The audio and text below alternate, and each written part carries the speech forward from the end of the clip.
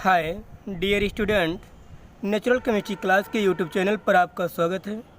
आज रासायनिक बलगतिकी के पार्ट 6 के अंतर्गत अभिक्रिया की कोट ऑर्डर ऑफ रिएक्शन के बारे में अध्ययन करेंगे।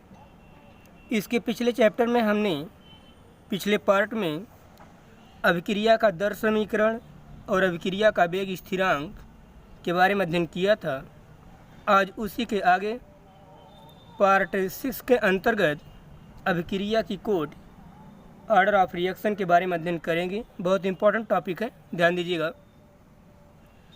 अभिक्रिया की दर समीकरण में प्रकट सांद्रता पद की घात उस अभिकारक के सापेक्ष अभिक्रिया की कोड कहलाती है तथा सांद्रता पदों की घातों का योग अभिक्रिया की समग्र कोड कहलाती है। हमने आपको कल के पार्ट में बताया था कि अभिक्रिया की दर और अभिकारक की सांद्रताओं के मध्य संबंध कैसे व्यक्त करते हैं, इसके बारे में। तो जो अभिक्रिया की कोट होती है वह अभिक्रिया की कोट जब हम दर समीकरण प्राप्त कर लेंगे तब यह बता सकते हैं कि अभिक्रिया कोट कितनी है। और जो दर समीकरण होता है यह प्रयोगों द्वारा सिद्ध होता है। किसी समीकरण को देखकर हम नहीं बता सकते हैं कि अभिक्रिया कोट कितनी होगी, ठीक है ना। जो परिभाषा बताई गई है, अभिक्रिया की दर समीकरण में प्रकट सांद्रता पद की घात उस अभिकारक के सापेक्ष अभिक्रिया की कोट कहलाती है तथा सांद्रता पदों की घातों का योग अभिक्रिया की समग्र कोट कहलाती है। जैसे मान लेते हैं एक सामान्य अभिक्रिया है, a small A into capital A. अभिकारक ए की मालिक्यूल की संख्या स्मॉल ए और कैपिटल बी के मालिक्यूल की संख्या स्मॉल बी कन्वर्ट होता है सी और डी में। यदि इस समीकरण पर प्रयोगों द्वारा प्रयोग किया जाता है तो यह देखा जाता है कि अभिकारक ए की सांद्रता पद की घात यम आती है और अभिकारक बी की सांद्रता पद की घात यन आती है, ठीक है ना।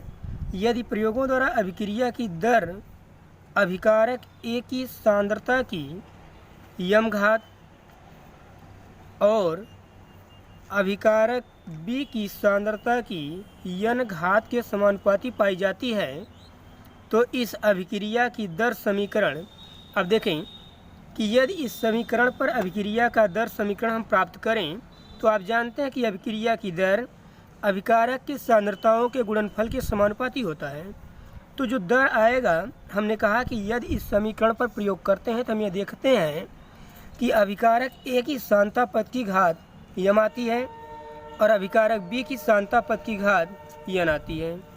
इसके आधार पर यदि इस समीकरण पर प्रयोग किया जाए कि यदि प्रयोगों द्वारा अभिक्रिया की दर अभिकारक ए की सांद्रता की यम घात और अभिकारक बी की सांद्रता की यन घात के समानुपाती पाई जाती है तो इस अभिक्रिया की दर समीकरण क्या होगा, दर इज डायरेक्टली प्रोपोर्शनल टू एक घाते यम बी घाते यन। होना क्या चाहिए कि एक घाते स्मॉल ए होना चाहिए, एक घाते स्मॉल ए होना चाहिए, बी घाते स्मॉल बी होना चाहिए। लेकिन हमने कहा कि किसी समीकरण को देखकर हम नहीं बता सकते हैं कि अभिक्रिया की दर समीकरण क्या होगा। तो हमने यही कहा कि यदि इस समीकरण पर प्रयोग करते हैं तो हम देखते हैं कि जो दर आती है वह अभिकारक ए की सांद्रता पद की घात यम होती है और अभिकारक बी की सांद्रता पद की घात यन आती है, ठीक है ना। अब जब दर इज प्रोपोर्शनल हटेगा तो कांस्टेंट के लगेगा, के एक घाते यम और बी घाते यन, ठीक है ना। हमने आपको बताया कि जो अभिक्रिया कोटि होती है, अभिक्रिया की जो दर समीकरण ये प्राप्त हुआ है, इस समीकरण से हमने इस समीकरण पर प्रयोग किया। इस समीकरण पर प्रयोग करने के बाद हमको ये प्राप्त होता है कि अभिक्रिया की दर अभिकारक ए की सांद्रता पद की घात यम आती है, अभिकारक बी की सांद्रता पद की घात यन आती है। होना चाहिए ए के घाते स्मॉल ए होना चाहिए, बी घाते स्मॉल बी होना चाहिए। लेकिन हमने कहा कि किसी समीकरण को देखकर हम नहीं बता सकते हैं कि अभिक्रिया कोट कितनी होगी, अभिक्रिया का दर समीकरण क्या होगा। जब उस पर प्रयोग करेंगे तभी हमको सिद्ध कर सकते हैं, ठीक है ना।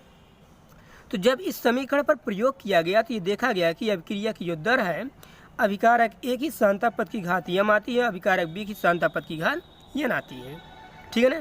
तो प्रयोगों द्वारा ये सिद्ध होता है। ठीक, तो जो दर समीकरण ये प्रकट हुआ है क्योंकि जो दर समीकरण होता है वो दर हमेशा अभिकारक की सांद्रताओं के गुणनफल के समानुपाती होता है, उत्पाद के नहीं। आप कंफ्यूज मत होइएगा।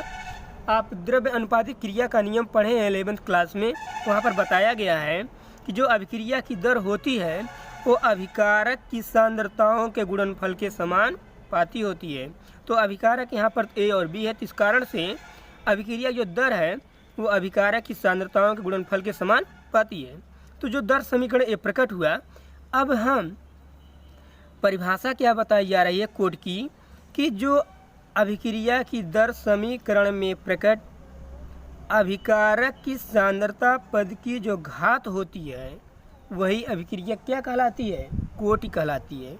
इस दर समीकरण में यदि देखा जाए तो अभिकारक ए की सांद्रता पद की घात कितनी है, यम है। अभिकारक बी की सांद्रता पद की घात कितनी है, यन है। तो अभिकारक ए के सापेक्ष अभिक्रिया कोट क्या होगी, यम होगी। अभिकारक बी के सापेक्ष अभिक्रिया कोट कितनी होगी, यन होगी। होगी कि नहीं। और समग्र कोट क्या होगी, यम प्लस यन होगी। दोनों अभिकारक की सांद्रताओं पद की घातों का योग ही क्या कहलाती है, समग्र कोट कहलाती है। तो अभिकारक ए के सापेक्ष अभिक्रिया कोट क्या होगी, यम होगी। और अभिकारक बी के सापेक्ष अभिक्रिया कोट क्या होगी, यन होगी। जो अभिकारक की सांद्रता पद की घात होती है वही अभिक्रिया क्या होती है, कोटि होती है। तो अभिकारक ए के सापेक्ष, ध्यान देंगे, अभिकारक ए के सापेक्ष अभिक्रिया की कोट यम और अभिकारक बी के सापेक्ष अभिक्रिया कोट यन और अभिक्रिया की समग्र कोट यम प्लस यन। हमने कहा कि सांद्रता पद की घातों का जो योग होगा वही क्या कहलाएगी, समग्र कोट। तो अभिक्रिया की समग्र कोटि बराबर यम प्लस यन। तो अभिकारक ए के सापेक्ष अभिक्रिया कोट कितनी है, यम है। और अभिकारक बी के सापेक्ष अभिक्रिया कोट क्या है, यन है। और अभिक्रिया की समग्र कोट जो अभिकारक की सांद्रता पद की घात का योग कर देंगे तो हमको समग्र कोट क्या होगी, प्राप्त हो जाएगी। तो कोटि का मतलब किसी दर समीकरण में प्रकट अभिकारक की जो सांद्रता पद की घात होती है वही उस अभिकारक के सापेक्ष उसकी कोटि होगी। तो ए की कोट यम होगी, बी कोट यन होगी और समग्र कोट क्या होगी, यम प्लस यन होगा। ठीक है ना। आइए आगे देखते हैं। ध्यान देंगे, अभिक्रिया की जो कोटि होती है वो पूर्णांक, भिन्नात्मक या शून्य हो सकती है। जो कोटि होती है वो किसी भी रूप में हो सकती है, पूर्णांक भी हो सकती है, भिन्नात्मक भी हो सकती है, शून्य भी हो सकती है। एक एग्जाम्पल दिया गया है कि नाइट्रोजन जब पेंटाऑक्साइड का विघटन होता है तो नाइट्रोजन डाइऑक्साइड और ऑक्सीजन बनता है। और जब इस समीकरण पर प्रयोग किया गया, प्रयोगों द्वारा निर्धारित जो दर समीकरण प्राप्त हुआ, दर बराबर आया कांस्टेंट के N2O5 की घाते 1। अगर आप बताएं अब यहाँ पर अभिकारक की सांद्रता पद की घात कितनी आ रही, 1 आ रही है। वैसे यदि हम समीकरण से देखें तो होना चाहिए कि यहाँ पर 2 मालिक्यूल हैं, तो जितने मालिक्यूल होते हैं वही अभिकारक की घात हो जाती है। लेकिन हमने कहा किसी समीकरण को देखकर नहीं बता सकते हैं कि अभिक्रिया कोट कितनी होगी।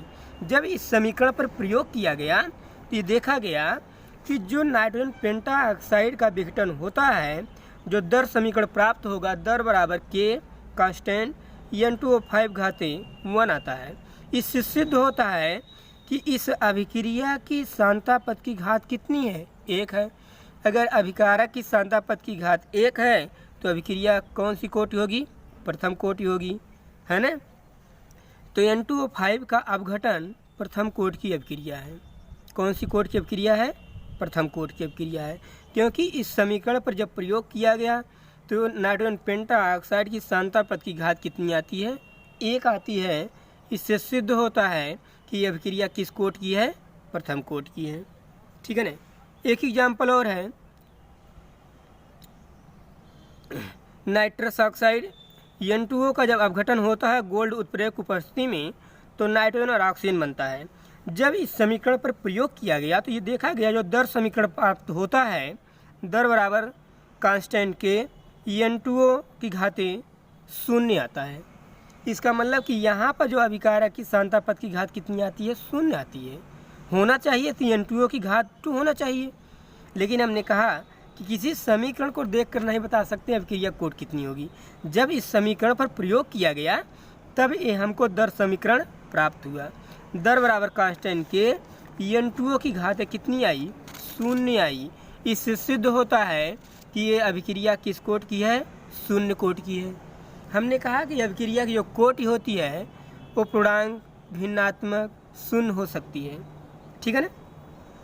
तो इस प्रकार से कुछ एग्जाम्पल दिए गए हैं जिनको आपको याद रखना पड़ेगा कि ये अभिक्रिया किस कोट की है। तो नाइट्रस ऑक्साइड का अपघटन जो होता है शून्य कोट की अभिक्रिया होती है, ठीक है। आइए अब हम यहाँ पर सबसे पहले आपको शून्य कोट की अभिक्रिया के बारे में अध्ययन करेंगे। शून्य कोट की अभिक्रिया, जीरो ऑर्डर रिएक्शन शून्य कोट की अभिक्रिया है क्या, ठीक है ना। वैसे इस चैप्टर में शून्य कोट की अभिक्रिया और प्रथम कोट की अभिक्रिया आपको पढ़ना है। पहले द्वितीय और तृतीय कोट की अभिक्रियाएँ थीं, लेकिन इस समय हमको सिर्फ शून्य कोट और प्रथम कोट की अभिक्रियाओं के बारे में अध्ययन करना है। जीरो ऑर्डर रिएक्शन शून्य कोट की अभिक्रिया, ठीक है ना। शून्य कोट की अभिक्रिया है क्या, देखेंगे। वह अभिक्रिया जिसकी दर अभिकारकों की सांद्रता की शून्य घात के अनुपातिक होती है, शून्य कोट की अभिक्रिया कहलाती है। जैसे यहाँ पर देखें, यहाँ पर अभिकारक की सांद्रता पद की घात कितनी है, शून्य है। तो किस कोट की अभिक्रिया है, शून्य कोट की है। हमने यही बताया आपको कि वह अभिक्रिया जिसकी दर अभिकारक की सांद्रता पद की घात के शून्य घात के समानुपाती होती है। समानुपाती हटा तो वे कांस्टेंट के लगा है, शून्य घात के समानुपाती होती है, शून्य कोट की अभिक्रिया कहलाती है। किस कोट की अभिक्रिया है, शून्य कोट की है, क्योंकि यहाँ पर अभिकारक की सांद्रता पद की घात कितनी है, शून्य है। इससे सिद्ध होता है कि अभिक्रिया किस कोट की है, शून्य कोट की है। तो वह अभिक्रिया जिसकी दर अभिकारकों की सांद्रता की शून्य घात के अनुपातिक होती है, अनुपातिक है या समानुपाती होती है, शून्य कोट की अभिक्रिया कहलाती है, ठीक है ना। मान लेते हैं एक समीकरण के आधार पे हम आपको बताते हैं। मान लेते हैं एक अभिक्रिया हो रही, ए से प्रोडक्ट में कन्वर्ट हो रहा है। ए अभिकारक और प्रोडक्ट कुछ बन रहा है, उत्पाद बना रहे हैं। मान के हम बता रहे हैं आपको ए टू प्रोडक्ट में कन्वर्ट हो रहा है। अभिक्रिया दर बराबर, आप जानते हैं कि अभिक्रिया दर बराबर यदि हम अभिकारक की सांद्रता पद में कमी डी ए मान लें तो minus d A upon d t is directly proportional to एक घाते शून्य। ये क्या है, अभिक्रिया की दर है। Minus d A upon d T क्या है, अभिक्रिया की दर है। पीछे हमने आपको बताया था कि यदि अभिकारक ए की सांद्रता पद की घात में कमी डी ए मान लेते और डी टी समय अंतराल में, तो उसका जो मतलब होता है minus d A upon d T होता है ना। अभिक्रिया की दर बराबर क्या होता है, minus d A upon d T, जहाँ माइनस चिन्ह यह बताता है कि अभिकारक ए की सांद्रता पद की घात में क्या आ रही है, कमी हो रही है, ठीक है ना। पिछले पार्ट में हमने आपको बताया था कि अभिक्रिया की दर minus d A upon d t लिखें, या हमने जब यक्स कमी मानी थी तो d x upon d t लिखा था। तो minus d A upon d t directly proportional to एक घाते शून्य, है ना, क्योंकि हम शून्य कोट की अभिक्रिया पढ़ रहे हैं। इसका मतलब कि यहाँ पर अभिकारक ए की सांद्रता पद की घात कितनी होगी, शून्य होगी। तो दर बराबर हो जाएगा minus d A upon d T बराबर प्रोपोर्शनल हटेगा तो कांस्टेंट के एक घाते शून्य। इससे सिद्ध होता है कि ये अभिक्रिया किस कोट की है, शून्य कोट की है। क्यों, क्योंकि यहाँ पर अभिकारक ए की सांद्रता पद की घात कितनी आ रही है, शून्य आ रही है।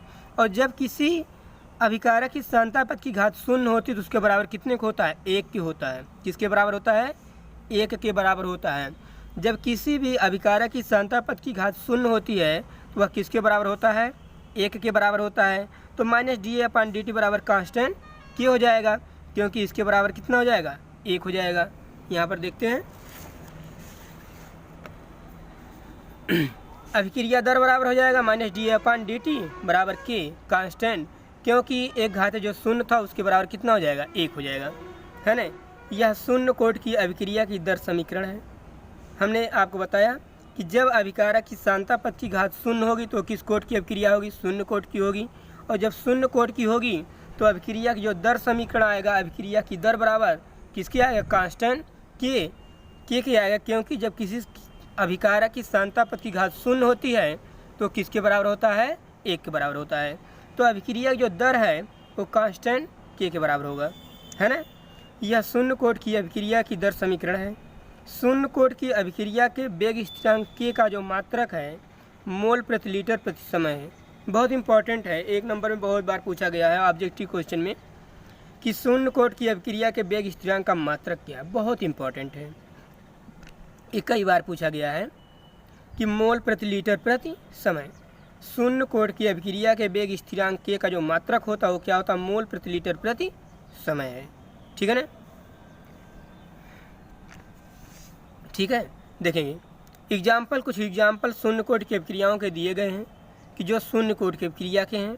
उत्प्रेरक के पृष्ठ पर हाइड्रोजन आयोडाइड का तापीय अपघटन, हाइड्रोजन आयोडाइड का जो अपघटन होता है ये भी शून्य कोट की अभिक्रिया होती है। मॉलिब्डेनम के पृष्ठ पर अमोनिया का तापीय अपघटन, ये भी शून्य कोट की अभिक्रिया होती है। N2 नाइट्रस ऑक्साइड हमने बताया ही कि गोल्ड उत्प्रेरक की उपस्थिति में नाइट्रोजन और ऑक्सीजन में टूटता है और इस पर जब दर समीकरण प्राप्त करते हैं तो जो अभिकारक की सांद्रता पद की घात आती है वो कितने का आती है, 0 का आती है। इससे सिद्ध होता है कि ये अभिक्रिया किस कोट की है, शून्य कोट की है। ठीक है ना। तो इस प्रकार से एग्जाम्पल है। पहला एग्जाम्पल उत्प्रेरक, कुछ एग्जाम्पल आप याद रखेंगे, ये सभी एग्जाम्पल याद रखेंगे कि ये शून्य कोट की अभिक्रियाएँ हैं। उत्प्रेरक के पृष्ठ पर हाइड्रोजन आयोडाइड का तापीय अपघटन, हाइड्रोजन आयोडाइड का जब अपघटन होता है तो भी शून्य कोट की अभिक्रिया आती है। मॉलिब्डेनम के पृष्ठ पर अमोनिया का जब अपघटन होता है तो बनता है नाइट्रोजन और हाइड्रोजन, वह भी शून्य कोट की अभिक्रिया है। और जो नाइट्रस ऑक्साइड का अपघटन होता है नाइट्रोजन और ऑक्सीजन में, जब इस पर भी प्रयोग किया जाता है तो जो दर समीकरण आता है वो N2 घाते 0 आता है। इसका मतलब कि अभिक्रिया किस कोट की है, शून्य कोट की है। इससे सिद्ध होता है कि अभिक्रिया शून्य कोट की हैं। और ये एग्जाम्पल आप याद रखेंगे कि ये सभी एग्जाम्पल किस कोट की अभिक्रियाएँ हैं, शून्य कोट की अभिक्रियाएँ हैं। ठीक है ना। तो इस प्रकार से आज हमने आपको बताया कि अभिक्रिया कोट क्या है। किसी भी अभिकारक की जो सांद्रता पद की घात होती है वही अभिक्रिया कोट होती है। और जब अभिकारक की सांद्रताओं पद की घात को जोड़ दिया जाता है समग्र कोट प्राप्त होती है। हमने आपको बताया शून्य कोट की अभिक्रिया क्या होती है। जब अभिकारक की सांद्रता पद की घात शून्य होगी तो अभिक्रिया किस कोट की होगी, शून्य कोट की होगी। ठीक है ना। तो इस प्रकार से आज का क्लास यहीं पर समाप्त होता है। नेक्स्ट क्लास अगले दिन। Thank you very much.